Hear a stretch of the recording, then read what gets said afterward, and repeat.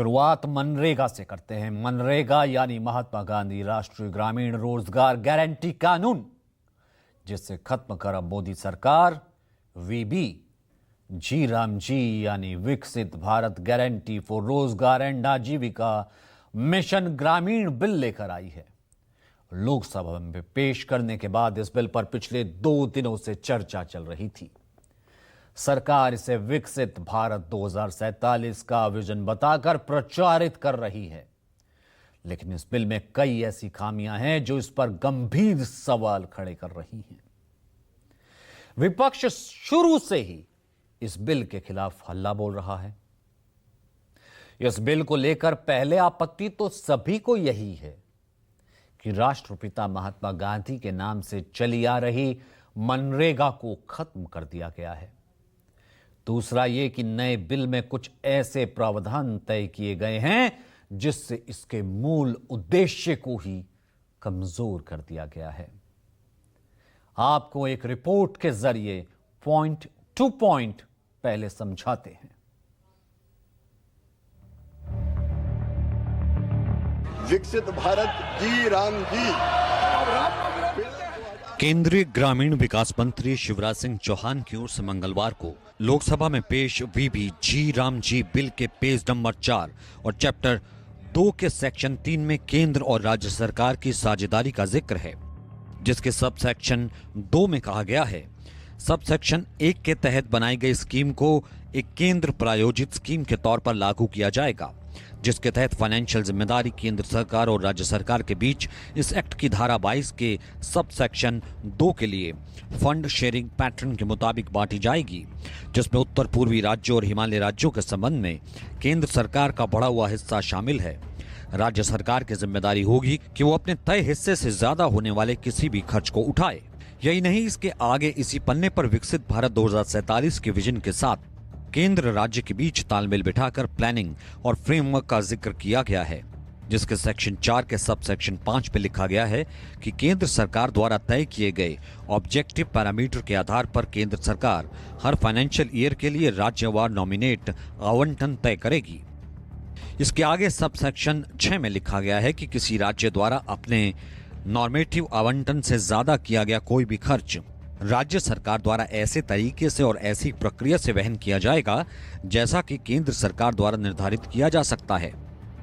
साफ है, ऐसा प्रावधान है जिसमें केंद्र का नियंत्रण तो बढ़ाया गया है लेकिन जिम्मेदारी घटा दी गई है। इसे ऐसे समझिए, पहले मनरेगा योजना के तहत मजदूरों को देने वाली मजदूरी का सारा खर्च केंद्र सरकार वहन करती थी, लेकिन कुछ राज्यों को छोड़कर अब इसे 60-40 60-40 के रेशियो में बांट दिया गया है, यानी योजना पर 60% खर्च केंद्र और 40% खर्च राज्य को करना होगा। जाहिर है राज्यों पर इससे 40% का अतिरिक्त वित्तीय बोझ बढ़ेगा। अब इससे होगा क्या, ये भी समझ लीजिए। फाइनेंशियल बोझ का 40% सीधे राज्य सरकारों पर डालने का प्रस्ताव पूरी योजना को अव्यवहारिक बना सकता है, क्योंकि लायबिलिटी में यह अचानक और बड़ा बदलाव गरीब राज्यों के लिए लागू करना असंभव होगा, जिससे मजदूरों को भुगतान में देरी होगी, काम के दिनों की संख्या कम होगी और आखिरकार ये योजना खत्म हो जाएगी। विपक्ष का आरोप है कि ये उन प्रदेशों को और प्रभावित करेगा जिनकी अर्थव्यवस्था पहले से ही केंद्र की जीएसटी के बकाया का इंतजार कर रही है। यही नहीं, ये फिस्कल फेडरलिज्म का भी साफ उल्लंघन है। वो हमारे संविधान के विपरीत है सर, ये हमारे इसी सदन ने ये कानून बनाया और इसी सदन ने ये अधिकार जनता को दिया है, इसको घटाया गया है। ओके सर, इससे प्रदेशों की अर्थव्यवस्था पर बहुत भार होगी और खास तौर से ये वे प्रदेश जिनकी अर्थव्यवस्था पहले से ही केंद्र की ओर से जीएसटी के बकाये के इंतजार में है। ओके माननीय सदस्य,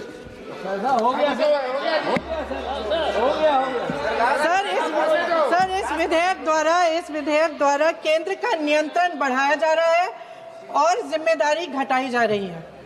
125 करने की बात की है, लेकिन इसमें वेतन की बढ़ोतरी, आपकी जो मजदूरी की बढ़ोतरी है, इसकी कोई बात नहीं है। Behind the financial restructuring proposed in the bill, the proposal to impose 40% of the financial burden directly onto the state governments is not just fiscally irresponsible, it's a measure that threatens to make the entire program unviable, sir.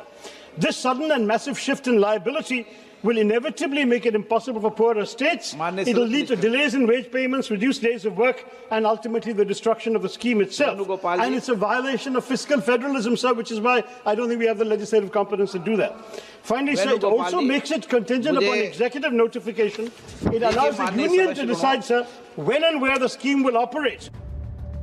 इतना ही नहीं, इस bill में ग्रामीण परिवारों को इस योजना के तहत मिलने वाली मजदूरी का भी जिक्र है, जिसके इस सेक्शन में लिखा है, राज्य सरकार राज्य के ऐसे ग्रामीण क्षेत्र में जिसे केंद्र सरकार द्वारा अधिसूचित किया जाए, हर उस परिवार को जिसके वयस्क सदस्य अकुशल शारीरिक काम करने के लिए स्वेच्छा से तैयार हों, इस अधिनियम के तहत बनाई गई योजना के अनुसार एक वित्तीय वर्ष में कम से कम 125 दिनों का गारंटी शुदा रोजगार प्रदान करेगी।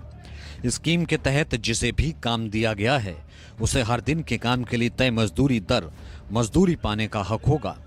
इस एक्ट के लिए प्रावधानों को छोड़कर रोजाना की मजदूरी का भुगतान हर हफ्ते किया जाएगा या किसी भी हालत में काम पूरा होने की तारीख के 2 हफ्ते से ज्यादा देरी से नहीं किया जाएगा।